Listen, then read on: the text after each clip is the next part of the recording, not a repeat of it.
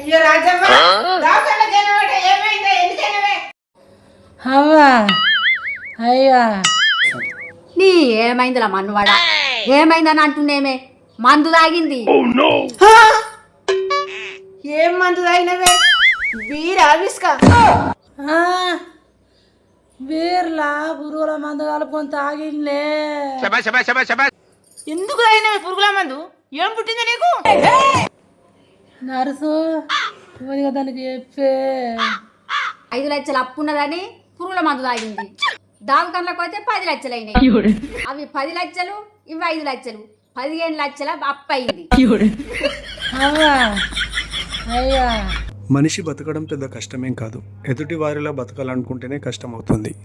ఆడంబరాలకు వెళ్ళి అప్పులు చేస్తే చిప్పలు చేతికొస్తాయి, ప్రాణాల మీదకి వస్తుంది. అందుకని ఉన్న దాంట్లో సర్దుకొని సంతోషంగా ఉండండి.